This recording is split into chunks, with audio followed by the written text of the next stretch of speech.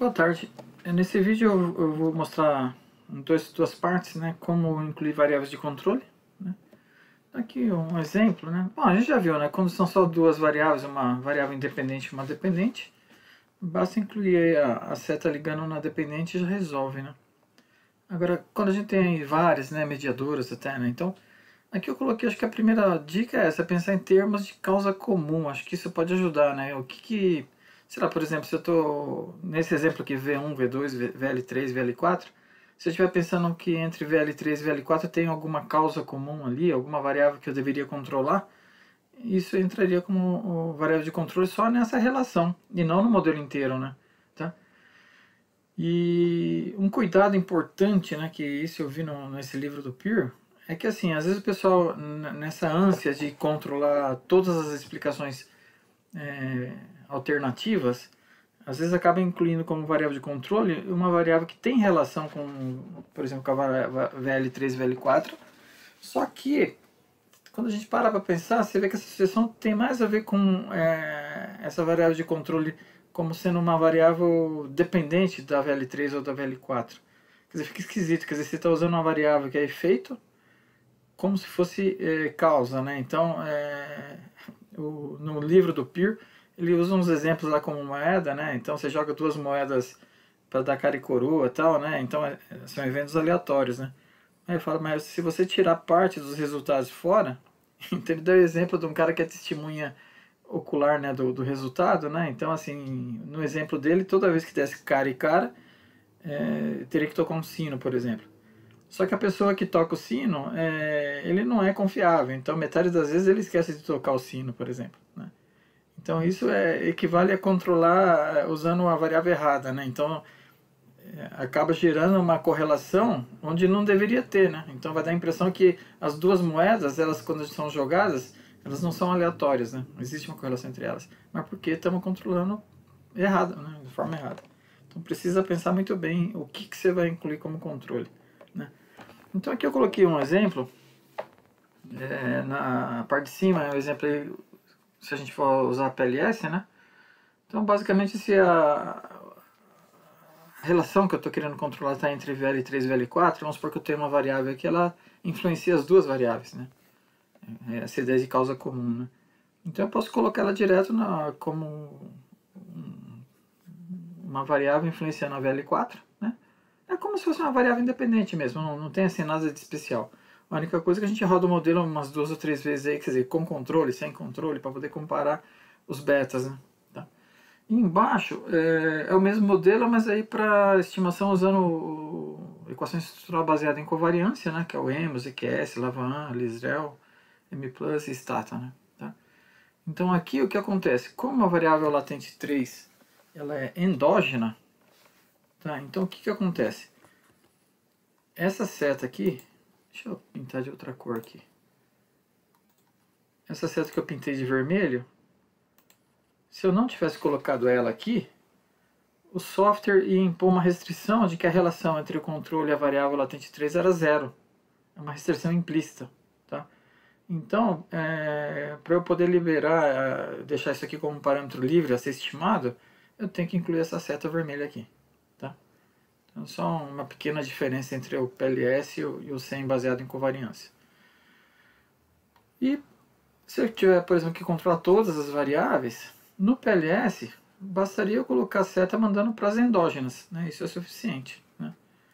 No EMOS, no Lisrel e tal, eu mandaria a seta para tudo. Isso aqui às vezes acontece, por exemplo, quando a gente está falando de viés do método comum, né?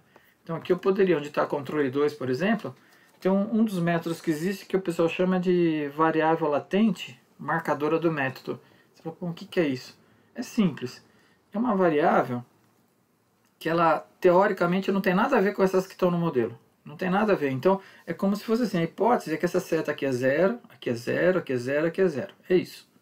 Então, essa variável aqui, que eu coloquei como controle 2, poderia ser a variável latente marcadora do método. Tá? É uma variável nada a ver. Né? Então, aí eu ligo com todo mundo. Tá? Esse é o jeito de fazer no Lisrel, né? No PLS eu poderia ligar só nessas três aqui. Se você ligar em todas também não tem problema, porque não vai afetar nada, né? A lógica, o algoritmo do PLS é igual a regressão. Por isso que eu estou falando, se você colocar nas endógenas é o suficiente. Agora, se você ligar aqui na última, também não vai mudar nada. Tá? Eu comentei essa história do método comum, então o Shin, ele dá uma explicação, né, de como usar esse variável latente marcadora do método. Então aqui ele dá um exemplo por simulação onde esse modelo ele foi estimado e ele tem problema de viés do método comum. Então aqui é 0,741 e quando ele inclui uma variável aqui marcadora do método, repara que ele incluiu aqui e aqui, ó, ele incluiu nas duas, tanto na primeira como na segunda. Tá? E deu aqui um coeficiente de 0,606, que é bem próximo do valor correto, que era 0,6. Né? Então quem quiser depois dar uma olhada aí, tem a referência aqui. Tá, mas assim, o que eu estou argumentando é o seguinte, que se ele não tivesse incluído esse daqui, ó, ia dar a mesma coisa, porque no final o método é baseado em regressão. Tá? Tem um detalhe, eu fiz uma comparação para mostrar que às vezes não dá exatamente o mesmo, né? Então vamos ver aqui um exemplo. Aqui só para... é um exemplo fictício aí, né? Tá? Peguei os dados aí do software Adanko. Então eu rodei aqui, tem duas variáveis independentes, né? E uma variável dependente ou variável endógena. Tá? E deu esses coeficientes. E eu vou incluir mais uma variável aqui como controle. Então o que eu vou ver é se esses coeficientes mudam. Tá? Então quando eu incluir o controle, tá? Nesse caso o controle é uma outra variável latente, não tem problema, poderia ser uma variável observada, aquela história, pode ser dummy, pode ser nominal, ordinal, né? Tá? Então nesse caso é uma variável latente. Tá? Aconteceu que quando eu liguei aqui já não deu significância. E esses coeficientes, ó, 44 mudou para 43. E estou apanhando com o mouse. 22 era 23, mudou para 22. Então não mudou quase nada. Então assim, aqui não deu significância e aqui não mudou quase nada. Então nesse caso não afetou. Agora se eu ligasse com os antecedentes também, tá? Então você vê, aqui eu coloquei um resuminho. Então o modelo sem controle era 44 e 23.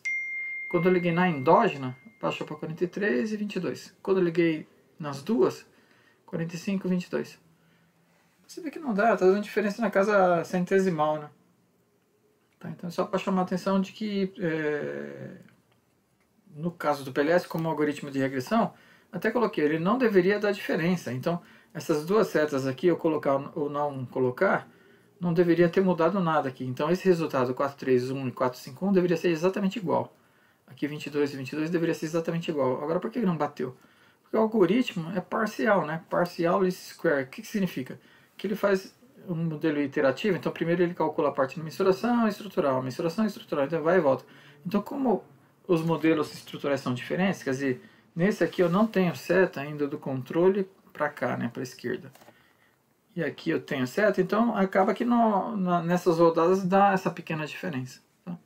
Então o que eu recomendo? No PLS, liga direto nas endógenas e pronto. Né? Se for Lisel, aí teria que ligar nas duas variáveis que estão aí ligadas na relação que você quer fazer algum controle. Né? E aqui eu dou um exemplo, né, pensando em PLS, o que acontece? Quando a gente liga aqui na exógena, tem que pensar o seguinte, ó, vamos pegar aqui, ó, vamos supor que eu quero controlar essa relação aqui, ó, do controle com... Aliás, a relação azul, eu quero controlar essa relação azul do IT conectividade com o IT personal skill. Né? E essa é a variável de controle. Então o que acontece? Quando eu coloco essa seta, eu estou controlando essa relação azul. Tá? E na verdade eu estou controlando aquela outra também, né? A modularidade. Né? Essas duas. Agora quando eu ligo aqui na IT conectividade, o que acontece? Repara que essa variável latente, ela já tinha duas setas chegando, ela era endógena. Agora ela vai ter três. Então o que acontece? Quando eu acrescento essa seta do controle, isso aumenta a multicolinaridade aqui e vai dar diferença nessas duas relações. Então eu até coloquei, ao incluirmos essa seta, vai alterar os coeficientes de x1 e x2. Tá ok. Aqui a resposta está ok porque, na verdade, a resposta não é estatística. A resposta é o seguinte, você quer controlar essas duas também? Tá? Então, por isso que eu estou falando. Então, o controle, ele manda a seta para onde? Então, se você manda a seta para cá, eu estou controlando as setas, as relações que chegam nela. Se eu mandar para cá, eu estou controlando essas outras duas. Tá? Então, tem que tomar um certo cuidado aí do que você quer controlar. Então, no caso do PLS, é o que eu falei. Se eu quero controlar essa seta, essa relação, o controle manda a seta para endógena, que é só essa. Né? Se eu quero controlar essa relação, ele manda a seta para cá, tá? Que é essa daqui, ó. Beleza, eu vou cortar o vídeo aqui para não ficar muito grande e tem mais um aí para fechar.